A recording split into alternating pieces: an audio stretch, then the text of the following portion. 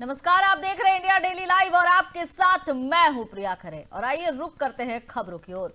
उत्तर प्रदेश के मुख्यमंत्री योगी आदित्यनाथ ने आज सीएम ग्रिड योजना के अंतर्गत विकसित की जा रही स्मार्ट रोड का निरीक्षण किया। इस दौरान उन्होंने प्रदेश में आधुनिक और टिकाऊ इंफ्रास्ट्रक्चर को लेकर सरकार की प्रतिबद्धता दोहराई। मुख्यमंत्री ने कहा कि स्मार्ट रोड के निर्माण से सड़क बनने के बाद बार बार जो खुदाई की समस्या होती है, इससे निजात मिलेगा। सड़क के नीचे बनाए गए यूटिलिटी डक्ट के माध्यम से बिजली, पानी, गैस, टेलीकॉम जैसी सभी सुविधाओं को व्यवस्थित रूप से संचालित भी किया जाएगा। प्रदेश सरकार के द्वारा सभी जिला प्रशासन को युद्ध स्तर पर कदम उठाने के लिए निर्देश दिए गए हैं। हर जनपद में व्यापक पैमाने पे रेन बसेरा बनाने, जरूरतमंदों को ऊनी वस्त्र और कंबल वितरण करने, सार्वजनिक स्थलों पर अलाव जलाने के लिए निर्देश भी दिए गए हैं। आज यहां गोरखपुर में मुझे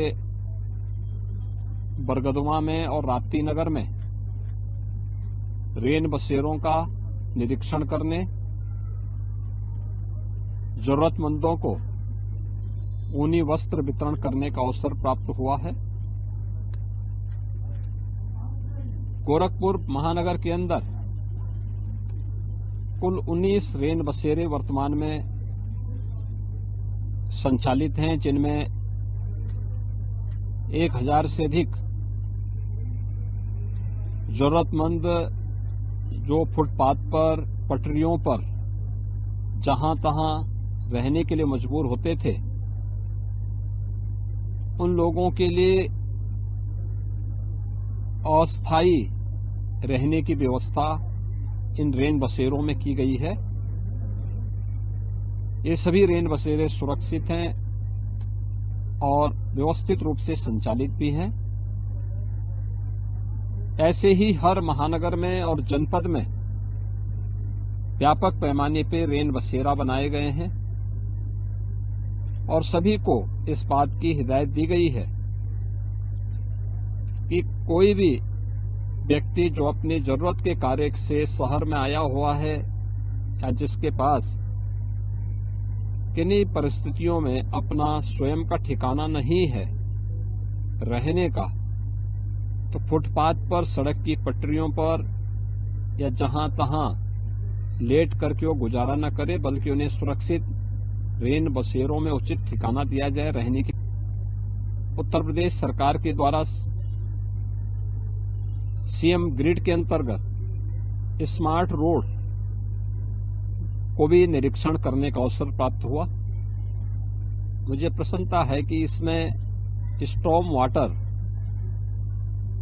के साथ ही उसके प्रबंधन के साथ ही यूटिलिटी डक्ट भी बनाया गया है, जिसके माध्यम से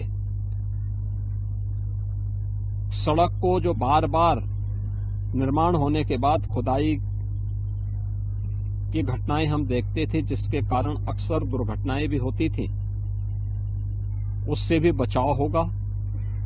और बचाव होने के साथ ही यह भी एक महत्वपूर्ण है कि इस सीएम ग्रिड की योजना स्मार्ट रोड के साथ ही नगर निगम की एक निश्चित इनकम का आधार भी बनेगा।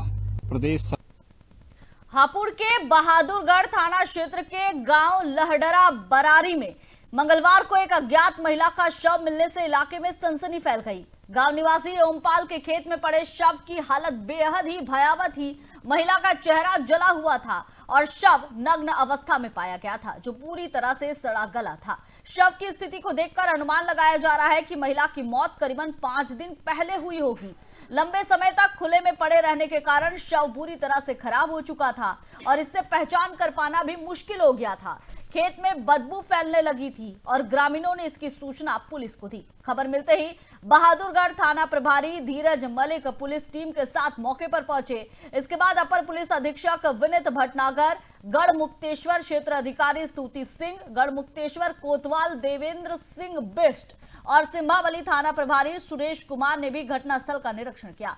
फॉरेंसिक टीम को मौके से उन्होंने साक्ष्य जुटाए। महिला का चेहरा जला हुआ मिला और शव नग्न अवस्था में मिलने से पुलिस को हत्या कर पहचान मिटाने की आशंका लग रही है। पुलिस इस एंगल से भी जांच कर रही है कि कहीं महिला के साथ कोई गंभीर अपराध तो नहीं किया गया है। आखिर क्या वजह है और ये महिला कौन है, इन सभी पहलुओं पर फिलहाल पुलिस जांच कर रही है।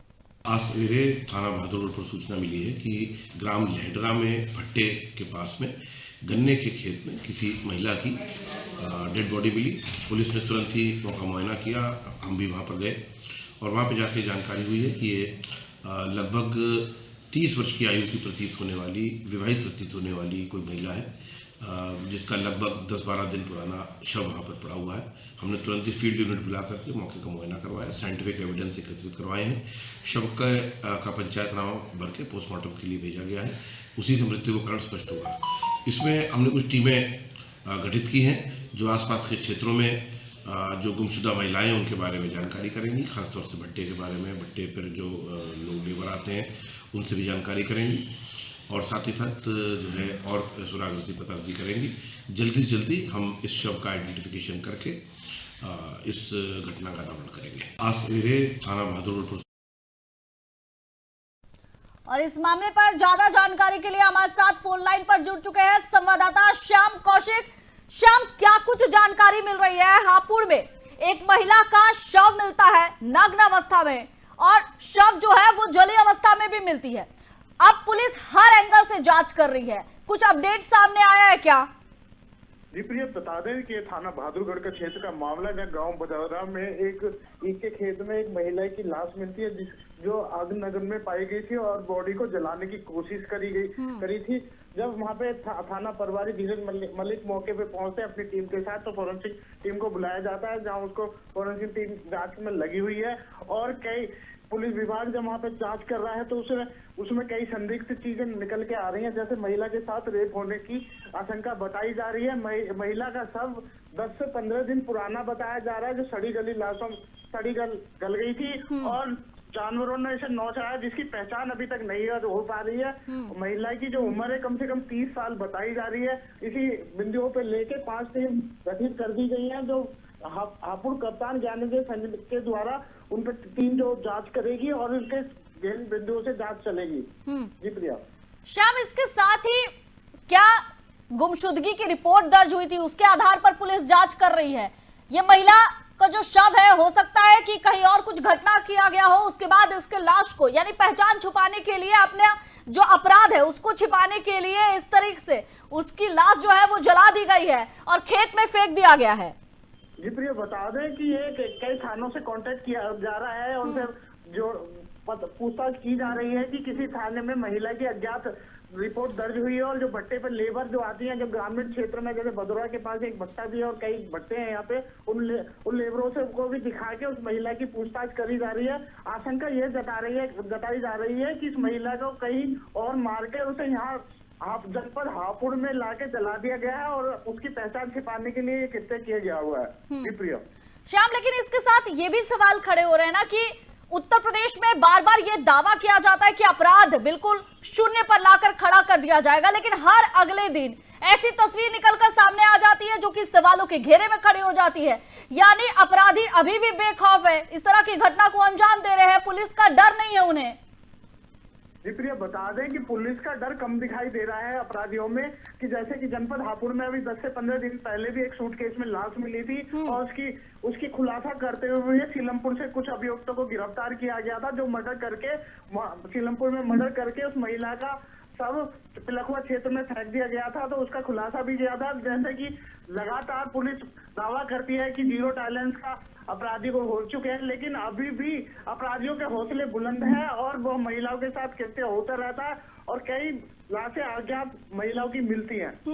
श्याम, इसके साथ ये भी सवाल खड़े हो रहे हैं ना, आपने जैसे अभी बताया कि ये लाश जो है वो करीबन 10 से 15 दिन पहले की बताई जा रही है। क्या 10 से 15 दिन ये लाश यहीं पड़ी थी? किसी को अंदाजा नहीं लगा कि यहाँ लाश पड़ी हुई है? जी प्रिया, बता दें कि इस महिला जब किसान अपने खेत में पहुंचा था और इसकी कटाई कर रहा था, तब उसने अचानक ये देखा और उसने पुलिस को तुरंत सूचना करी। लेकिन अगर वहां से अंदाजा लगाया जा रहा है तो ये कहीं लोग और उसको जला लेके आए थे और यहाँ पे उसे जलाने की कोशिश करी थी। यहाँ पे बॉडी के हिसाब से 10 से 15 दिन पुरानी बताई जा रही है, लेकिन खेत में जो है वो जल्दी में ही ये कृत्य किया गया है, इसी वजह से बॉडी को ढंग से जलाया भी नहीं गया। चलिए श्याम, बहुत बहुत धन्यवाद आपका। तो बड़ी खबर हापुड़ से, बता दें कि बहादुरगढ़ इलाके में एक महिला की लाश जो है वो खेत से बरामद होती है। ये लाश जो है करीबन 10 से 15 दिन पुरानी बताई जा रही है, यानी उसकी हत्या कहीं और की गई थी और यहां पर लाके उसे ठिकाने लगाया गया। सवाल ये उठ रहा है कि आखिर 10 से 15 दिन पुरानी अगर ये लाश बताई जा रही है तो क्या उसकी हत्या यहीं की गई थी, और महिला आखिर है कौन? ये पहचान जो है अब सबसे बड़ा सवाल बना है। पुलिस फिलहाल इस मामले पर भी जांच कर रही है कि महिला कौन है, गुमशुदगी की रिपोर्ट किस थाने में दर्ज कराई गई है, और इसके साथ ही ये भी जांच की जा रही है कि आखिर क्या वजह हो सकती है, महिला कौन थी। जब इसके बारे में पूरी तरह से पहचान उजागर हो पाएगी तभी यह मामला पूरी तरह से सुलझ पाएगा। चलिए बढ़ते हैं अगली खबर की ओर। बलोतरा से बड़ी खबर है, जहां पचपदरा रिफाइनरी की सुरक्षा व्यवस्था को अब और भी सख्ती इस पर बढ़ती जा रही है। रिफाइनरी की सुरक्षा की जिम्मेदारी अब केंद्रीय औद्योगिक सुरक्षा बल के हाथों में होगी और इसके लिए रिफाइनरी परिसर में तैयारियां भी तेज कर दी गई है। सुरक्षा का जिम्मा पहले बॉर्डर होमगार्ड और प्राइवेट सिक्योरिटी एजेंसियों के पास था। सीआईएसएफ की तैनाती से माना जा रहा है कि रिफाइनरी की सुरक्षा और अधिक अब मजबूत होगी। रिफाइनरी प्रशासन और सुरक्षा अधिकारी दोनों ही इस बदलाव को सुरक्षा में एक महत्वपूर्ण कदम बता रहे हैं।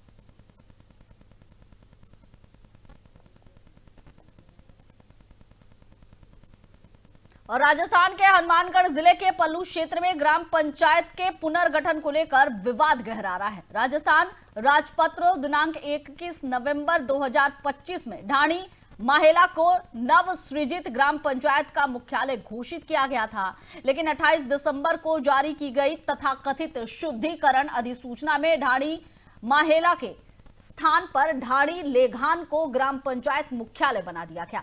इस निर्णय से क्षेत्र के ग्रामीणों में भारी आक्रोश है और ढाणी माहेला और ढाणी बिजारनिया के ग्रामीणों ने जिला कलेक्ट्रेट को ज्ञापन सौंपते हुए पूर्व में जारी राजपत्र अधिसूचना के अनुसार ढाणी को ही ग्राम पंचायत मुख्यालय घोषित करने की मांग की है। ग्रामीणों ने कहा है कि ढाणी माहेला को ही ग्राम पंचायत घोषित किया जाए। ग्रामीणों का आरोप है कि शुद्धिकरण के नाम पर यह परिवर्तन न केवल नियमों के खिलाफ है बल्कि जन भावनाओं की भी खुली अनदेखी की जा रही है। ग्रामीणों ने कहा कि साल 2011 की जनगणना के अनुसार ढाणी माहेला की जनसंख्या 1296 है, जबकि ढाणी लेघान की जनसंख्या 667 और ढाणी बिजारनिया की जनसंख्या 622 है। इस तरह से प्रस्तावित ग्राम पंचायत की कुल जनसंख्या 2585 होगी, जिसमें ढाणी माहेला सबसे अधिक आबादी वाला गांव है। ग्रामीणों ने यह भी कहा कि जनसंख्या के आधार पर ढाणी माहेला को पंचायत मुख्यालय बनाया जाना अधिक तार्किक है। इतना ही नहीं, ढाणी माहेला में पहले से ही राजकीय उच्च माध्यमिक विद्यालय सहित कई बुनियादी सुविधाएं भी हैं।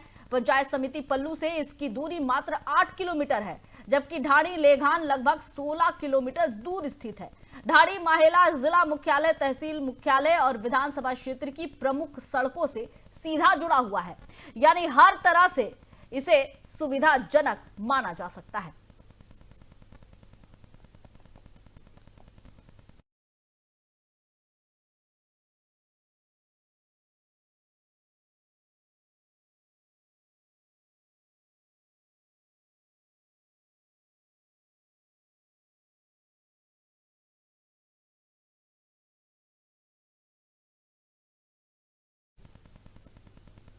राजस्थान के बलोतरा में तेज रफ्तार और ओवरलोड ट्रैक्टर की वजह से बड़ा हादसा होते होते बच गया।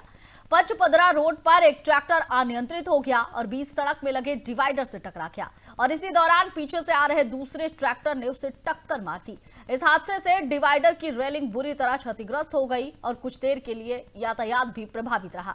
हालांकि राहत की बात यह रही कि इस घटना में किसी के हताहत होने की कोई खबर नहीं है, लेकिन यह हादसा सड़क पर तेज रफ्तार और ओवरलोड वाहनों के खतरों को एक बार फिर से उजागर करता है। अधिकारियों ने लोगों से अनुरोध किया है कि हमेशा निर्धारित गति का पालन करें, सड़क सुरक्षा नियमों का पालन करें ताकि ऐसे हादसों को रोका जा सके।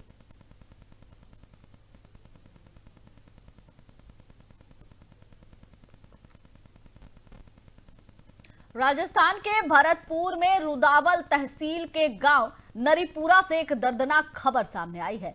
देर रात अचानक ही अज्ञात कारणों से लगी भीषण आग ने एक गरीब परिवार की खुशियों को राख में बदल दिया। आग ने देखते ही देखते छप्परपोश मकान और घर के सभी घरेलू सामान को जला डाला। घर में रखी बकरियां और पड्डा भी गंभीर रूप से झुलस गए। जानकारी के अनुसार घर में अचानक उठी चिंगारी और तेज हवा की वजह से आग ने कुछ ही मिनटों में विकराल रूप ले लिया। ग्रामीणों और परिवार की मदद से मुश्किल से आग पर काबू पाया गया। इस घटना में पीड़ित रवि बंजारा को लगभग 30,000 रुपए का नुकसान हुआ है। उन्होंने सरकार से मुआवजे की मांग की है। यह हादसा हमें याद दिलाता है कि सुरक्षा और सावधानी के बिना किसी भी समय छोटी सी चिंगारी भी भारी नुकसान का कारण बन सकती है।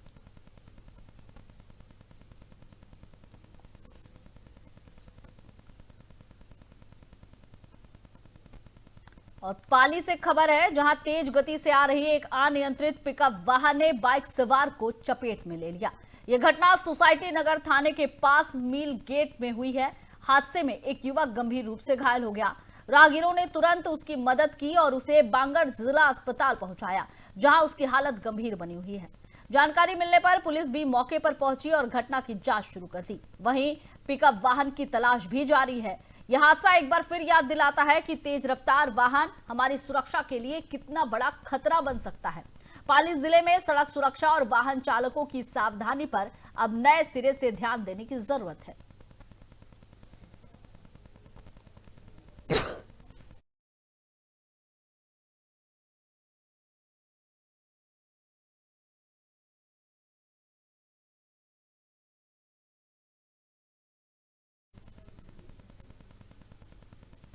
हनुमानगढ़ में पुलिस ने मारपीट और लूट के मामले में एक फरार आरोपी को गिरफ्तार किया है।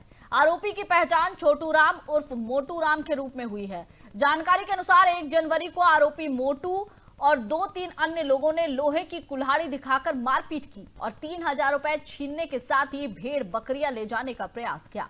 पीड़ित ने 2 जनवरी को थाने में रिपोर्ट दर्ज कराई थी। घटना की गंभीरता को देखते हुए पुलिस अधीक्षक और अन्य अधिकारियों के निर्देश पर थाना अधिकारी जगदीश सिंह के नेतृत्व में टीम गठित की गई। एएसआई महेंद्र कुमार और उसकी टीम ने तकनीकी और मानवीय सूचनाओं के आधार पर आरोपी को गिरफ्तार किया। पुलिस अब आरोपी से घटना में शामिल अन्य व्यक्तियों के बारे में पूछताछ कर रही है। छोटू राम के खिलाफ पहले भी आर्म्स एक्ट और नकबजनी का मामला दर्ज है। पुलिस ने कार्रवाई में त्वरित कदम उठाकर अपराधियों के खिलाफ सख्ती दिखाई है।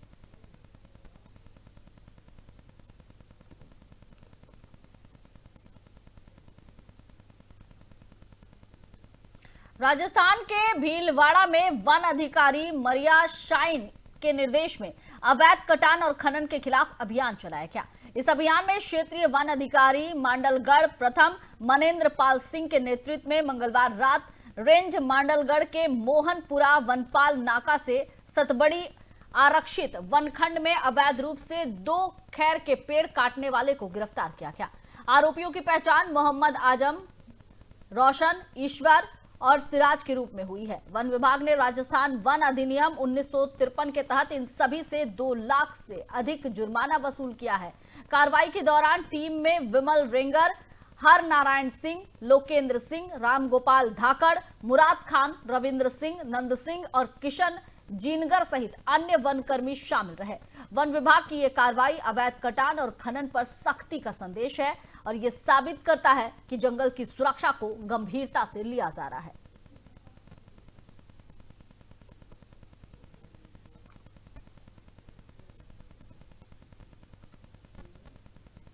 राजस्थान के मारवाड़ जंक्शन के गांव की बेटी ज्योति राजपुरोहित पुलिस कांस्टेबल पद पर चयनित होने के बाद पहली बार सम्मानित हुई। गांव के लोग इस मौके पर ढोल नगाड़े और फूल मालाओं के साथ उसका भव्य स्वागत करने के लिए इकट्ठे हुए। पंचायत समिति सदस्य कुशाल सिंह, मधो सिंह राजपुरोहित, भूंडाराम देवासी, जीपी धनला, दलपत नायक, हनुमान सिंह राजपुरोहित और वार्ड पंच जगदीश कुमार मुबारसा सहित सैकड़ों ग्रामीण इस खुशी के मौके पर मौजूद रहे। ये चयन गांव की बेटियों के लिए एक प्रेरणा है और ये दिखाता है कि मेहनत और समर्पण से कोई भी सपना साकार किया जा सकता है। ग्रामवासियों की ये खुशी और गर्व का माहौल इस अवसर को यादगार बना गया।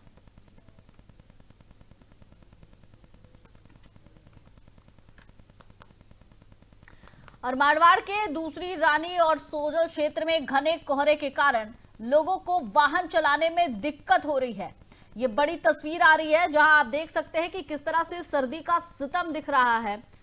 ठंड का मौसम है और इस मौसम की वजह से सुबह से ही ठंड ने अपना रौद्र रूप दिखाना शुरू कर दिया। जिला मुख्यालय सहित मारवाड़ के देसूरी रानी और सोजल क्षेत्र में घने कोहरा दिखाई दिया। लोग वाहन जो चालक है उन्हें भारी परेशानियों का सामना करना पड़ रहा है। सड़कों पर सन्नाटा पसरा है और लोग आग के चारों ओर बैठकर आग तापते नजर आ रहे हैं। मौसम विभाग ने आगामी 5 दिनों तक शीतलहर जारी रहने की चेतावनी दी है।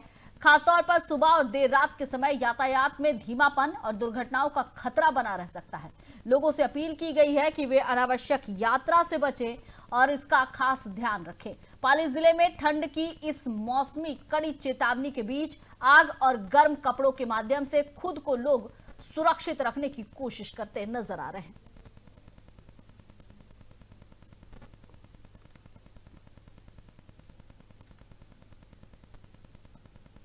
राजस्थान के मारवाड़ में आचार्य श्री भिक्षु समाधि स्थल सिरियारी संस्थान के 2018 के चुनाव विवाद का लंबित मामला आखिरकार सुलह के साथ समाप्त हो गया। संस्थान ने अपनी गलती स्वीकार करते हुए लिखित माफी मांग ली और इसके बाद परिवादी पवनी देवी बापना ने कोर्ट के मामला वापस ले लिया है। आज इस मौके पर स्थानीय नगर वासियों ने ढोल नगाड़ों के साथ बापना दंपति और एडवोकेट राजेंद्र सिंह राजपुरोहित का माला, साफा और शॉल उड़ाकर भव्य स्वागत किया। पवनी देवी बापना ने कहा कि ये सत्य की जीत है। वैसे बता दें कि संस्थान ने चुनाव में अध्यक्ष पद के नामांकन के समय पर समय न देने और चुनाव में धांधली करने के आरोपों को स्वीकार करते हुए लिखित माफी मांग ली है। ये मामला कई वर्षों से कोर्ट में विचाराधीन था। संस्थान के अध्यक्ष निर्मल जी श्रीमाल कोठारी ने भी इस मामले में अपनी जिम्मेदारी स्वीकार की है। एडवोकेट राजेंद्र सिंह राजपुरोहित ने मीडिया को इसकी पूरी जानकारी दी। भिक्षु समाधि संस्थान सिरियारी के करीब 8 साल पहले हुए चुनाव में निर्वाचन अधिकारी लूणकरण छाजेड़ द्वारा मुझे उम्मीदवारी से रोकते हुए नामांकन पत्र तक नहीं दिया गया और साजिश के तहत हजारों किलोमीटर दूर विशाखापट्टनम में अवैध और असंवैधानिक तरीके से चुनाव करवा कर मुझे वंचित रखा गया था। न्याय के समाज से काफ़ी गुहार लगाने के बाद मुझे न्याय नहीं मिल सका, इसलिए मजबूरन माननीय न्यायालय की शरण में जाना पड़ा। यह संघर्ष करीब 8 साल तक सिविल न्यायालय से सर्वोच्च न्यायालय चला। इस दौरान करीब 4 साल तक संस्थान के नए चुनावों पर रोक भी लगी रही थी और अब संस्थान ने अपनी भूल स्वीकारते हुए खेदपूर्वक लिखित क्षमायाचना करती है एवं मुझसे आग्रह करते हुए विवाद समाप्त करने को कहा है। अतः उनके आग्रह को महत्व देते हुए आज केस वापस लेकर विवाद समाप्त कर दिया है। मुझे खुशी है कि संघर्ष के बाद सत्य की जीत हुई है। आचार्य भिक्षु समाधि संस्थान के चुनाव को लेकर जो मामला न्यायालय में विचाराधीन था वो आज वादिया पवन देवी के द्वारा विड्रॉ किया गया। ये मारवाड़ जंक्शन का वो केस है जो काफ़ी चर्चित रहा तेरापन धर्म को लेके, जो मारवाड़ जंक्शन न्यायालय से माननीय उच्चतम न्यायालय दिल्ली तक ये केस का सफर चला और आखिर में वादिया की आज जीत हुई। सत्यमेव जयते संस्थान के द्वारा वादिया के आवेदन न देने की भूल को स्वीकार करते हुए संस्थान में लिखित में क्षमा याचना और खेद प्रकट किया और यह आग्रह किया वादिया से कि आप संघ के हित में मामले को विड्रॉ किया जाए और वादिया ने ये सब चीजें संघ को देखते हुए स्वीकार करते हुए आज मामला को न्यायालय में विड्रॉल कर दिया गया है और माननीय उच्च न्यायालय में जो भी रिट पेंडिंग है वो भी विड्रॉ कर दी जाएगी। राजस्थान के बाड़मेर में जल जीवन मिशन को लेकर जिला कार्यालय में जोरदार विरोध प्रदर्शन हुआ। शिव विधायक रविंद्र सिंह भाटी पीएचईडी कार्यालय में अधिकारियों के सामने धरने पर बैठ गए। हरसानी उप तहसील के ग्रामीणों ने पाइपलाइन कार्य में लेआउट बदलने, घटिया गुणवत्ता और भ्रष्टाचार के गंभीर आरोप लगाए। भाटी ने कहा कि ग्रामीणों को सड़क पर उतरने की नौबत क्यों आए और जब तक निष्पक्ष जांच और दोषियों पर कार्रवाई नहीं होगी, मैं यहीं धरने पर बैठा रहूंगा। ग्रामीणों की मांग जांच, कार्रवाई और सही लेआउट के अनुसार कार्य दोबारा शुरू किया जाए। जल जीवन मिशन के तहत ये विरोध जल आपूर्ति की गुणवत्ता और पारदर्शिता को लेकर चिंता बढ़ा रहा है।